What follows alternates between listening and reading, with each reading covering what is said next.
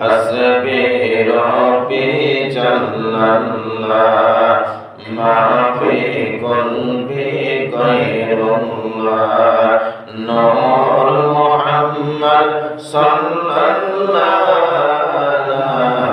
إله إلا الله لا إله إلا الله لا إله إلا الله لا إله إلا الله محمد رسول الله اللهم صل على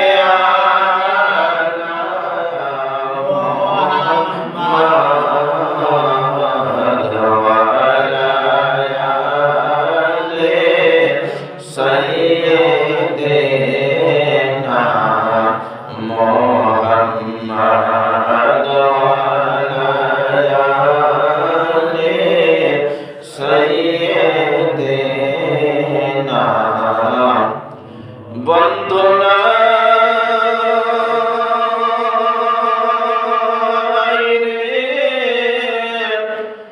বন্দনা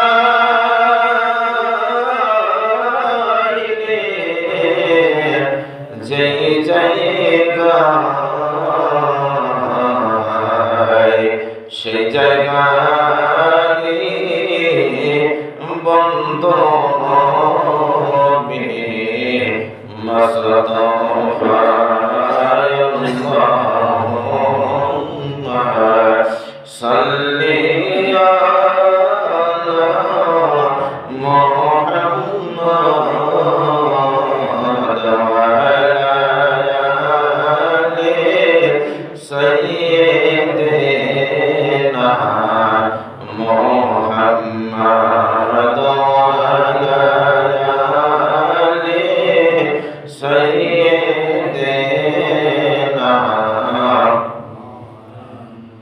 সকল আলহামদুলিল্লাহ। আজকের এই পবিত্র জুমার নামাজে আগত হযরত উলামায়ে কিরাম, মুরাব্বিন ইসলাম, অত্র এলাকাবাসী, দিনদার মুমিন মুসলমান ভাইরা, আসসালামু আলাইকুম ওয়া রাহমাতুল্লাহি ওয়া বারাকাতুহু। আল্লাহ পাকের দরবারে লক্ষ কোটি শুকরিয়ার প্রশংসার জন্য আল্লাহ পাক আমাদেরকে দুনিয়ার কাছ থেকে বিরত রেখে আল্লাহর সন্তুষ্টির উদ্দেশ্যে তার ঘরে হাজিরা দিয়েছে। কথা ঠিক কিনা? ইবাদত, বন্দেগী, রিয়াজত যা কিছু সন্তুষ্টকার আল্লাহ। আল্লাহর সন্তুষ্টের উদ্দেশ্যে যে ব্যক্তি ইবাদত করে ওটা হলো প্রকৃত ইবাদত। আর দুনিয়ার স্বার্থ উদ্ধারের জন্য, নিজের লোক লালসা, সমাজ রক্ষা করার জন্য কিছু লোক ইবাদত করে।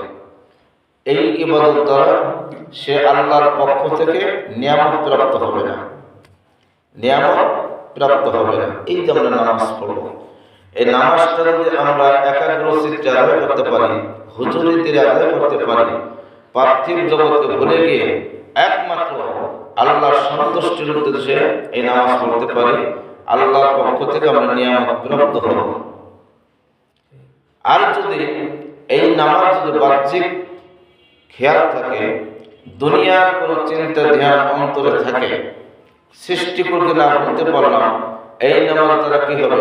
আল্লাহর একটা হুকুম পালন করা হবে, কিন্তু আল্লাহর পক্ষ থেকে একটা প্রদত্ত নিয়ামত, ওই নিয়ামত থেকে আল্লাহর বান্দা বঞ্চিত হয়ে যাবে। এই জন্য ভাইরা, আমরা ইবাদত করলে কি হবে? আমরা যদি এই দুনিয়ার জমিনে যদি আল্লাহকে সন্তুষ্টির উদ্দেশ্যে ইবাদত করি, ওই ব্যক্তির আল্লাহ মনোনীত বান্দা। সুবহানাল্লাহ। আর ইবাদতের ভিতরে যদি আল্লাহর সন্তুষ্টি না থাকে, নিজে পার্থিব জগতের লোক লালসা খেয়াল থাকে, ওই ইবাদত দ্বারা আল্লাহর সন্তুষ্টি লাভ হবে না, এবং ওই ব্যক্তি প্রকৃত আল্লাহ নিয়ামত প্রাপ্ত বান্দা তো দূরের কথা, ওই ব্যক্তি এই দুনিয়ার জমিনে সে প্রকৃত মুসলমানের স্থল দিতে পারবে না। মুসলমান এবং ইমানদারের ভিতরে পার্থক্য আছে। অনেকে বলে না যে কালেমা পড়ে মুসলমান ইমানদার হয়েছে, না, মুসলমান ইমানদারের পার্থক্য। মুসলমান আমি কালেমা পড়ে আল্লাহর কাছে অঙ্গীকারবদ্ধ হয়েছি, আল্লাহ তুমি ছাড়া কোনো মাবুদ নাই, এবং তোমার প্রিয় বন্ধু হযরত আহমদ মুস্তাফা মুহাম্মদ রাসূলুল্লাহ তোমার প্রেরিত রাসূল।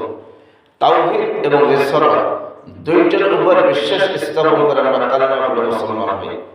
বর্তমান সমাজে সেদিন ইউটিউবে দেখলাম এক শ্রেণীর আলেম বলতেছে শুধু লা ইলাহা ইল্লাল্লাহ এটা উচ্চারণ করে চলবে, মুহাম্মদুর রাসূলুল্লাহ এটা প্রয়োজন নাই। সকলে নাউযুবিল্লাহ।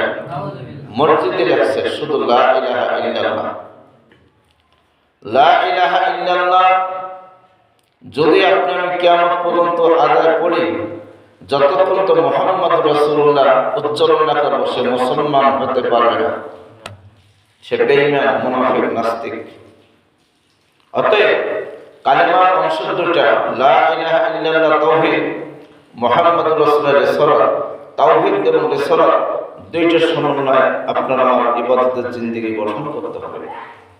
আল্লাহ পাক বলতেছে আল্লাহর মনোনীত বান্দা যারা ইসলামের জন্য এই দুনিয়ার জমিনে তার দিলকে রুজু রাখলো এবং প্রত্যেকটা কাজ আল্লাহর সন্তুষ্টিতে সে আমল করলো, ওই ব্যক্তি আল্লাহর নূরের উপর কায়েম থাকবে। সুবহানাল্লাহ।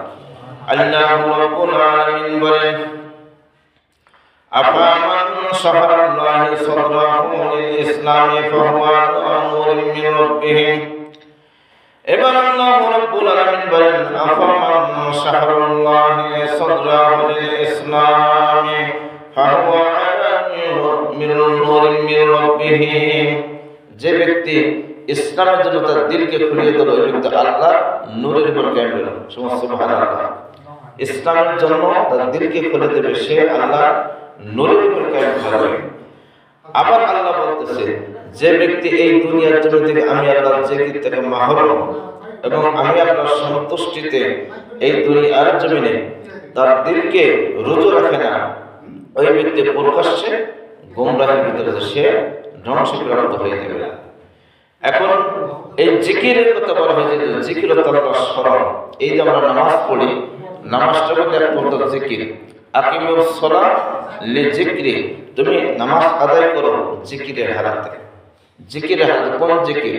আপনার আমার কালবি জিকির কথা।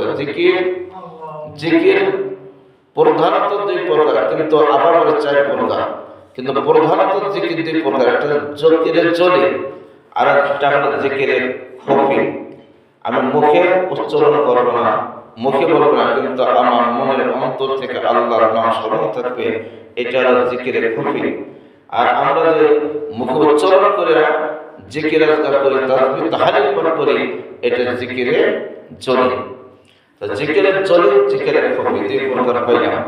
তো এই জিকির যারা থাকবে, আল্লাহ বলতেছে যে ব্যক্তি এই দুনিয়ার জমিনে আমার জিকির থেকে মাহরুম থাকে, ওই ব্যক্তি প্রকাশ্যে গোমরাহে থাকবে।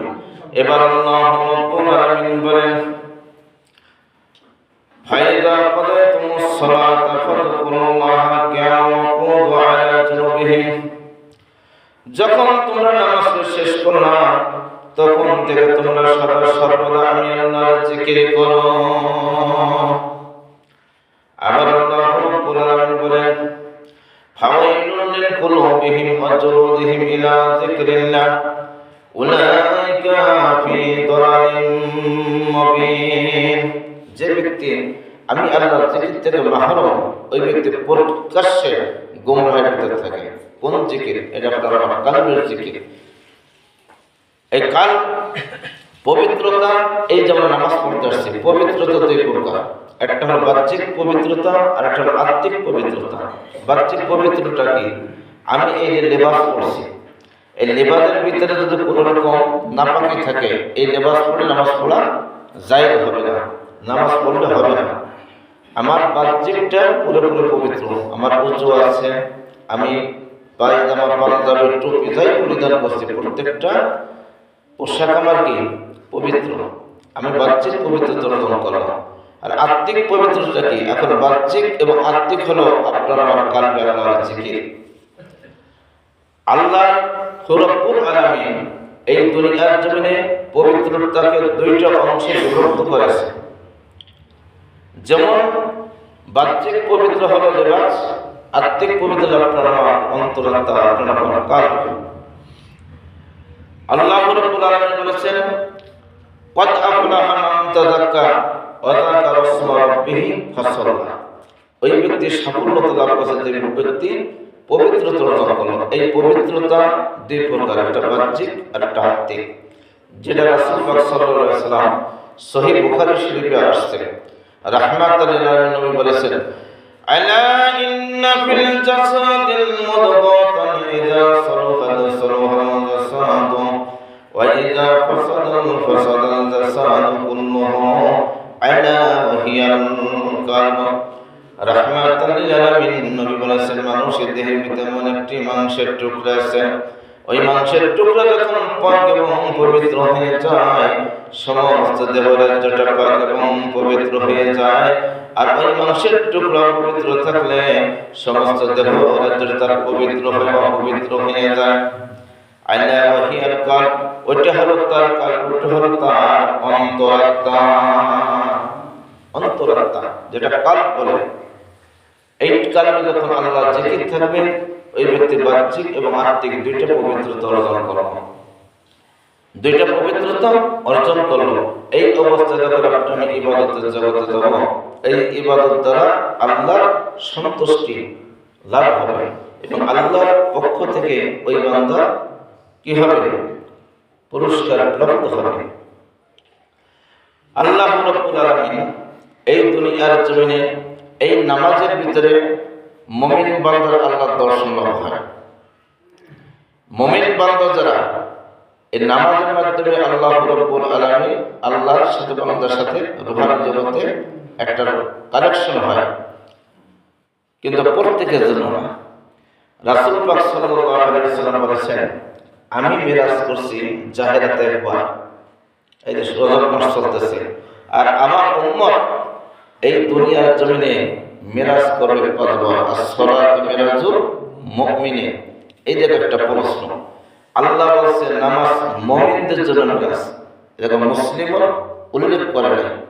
মুমিনের স্তর বিরাট, মুমিনের স্তর বুঝতে হবে। আমরা দেখা যায় কিছু জেনে বিশাল সমাজের আলেম সেজে যায়, মাতবার সেজে যায়, কিন্তু ইলমের স্তর বুঝতে হবে। as-সালাতু মিরাজুল মুমিনিন, নামাজ মুমিনদের জন্য মিরাজ, মুসলিমান বলা হয় নাই। এই জায়গায় রাসূল পাক সাল্লাল্লাহু আলাইহি ওয়াসাল্লাম বলেছেন, আল কালবু হুয়া মুদগাতু সাবুন বাতিন, কলব একটি মাংসের টুকরা। ওই মাংসের টুকরায় 60টা স্তর আছে, 60টা ইলমের দরজা আছে। এক একটা স্তর 70,000 ইলম, 4,90,000 ইলমের দরজা যখন আপনার অতিবাহিত হবে, তখন একিনের উপর বিশ্বাস, তারপর মুমিন। as-সালাতু মিরাজুল মুমিনিন, নামাজ মুমিনদের জন্য মিরাজ। আপনি আমি কয়টা ইলম অর্জন করছি? ইবাদতের ভিতরে আল্লাহর সন্তুষ্টি থাকতে হবে। ইবাদত কি? প্রত্যেকটা কাজ আল্লাহর সন্তুষ্টিতে থাকতে হবে। মানুষকে ঠকানোর জন্য, সামাজিকতার জন্য হয়, নিজের হ্যাডাম বড় রাখার জন্য হয়, ওই ইবাদত দ্বারা সে কখনো সাফল্যতা লাভ করতে পারবে না, সাফল্যতা লাভ করতে পারবে না। রাসূল পাক সাল্লাল্লাহু আলাইহি ওয়াসাল্লাম এই দুনিয়ার জমিনে তিনি ইসলামটাকে এইভাবে কায়েম করেছে। আমরা তো সাধারণ স্বাভাবিক দৃষ্টিতে একটা মানুষ যদি অন্যায় করে, তাকে দেখা গেছে বুঝ না দিয়ে এটা প্রতিহত করে, অপমান করে, কিন্তু এটা নবীর শিক্ষা না। আল্লাহ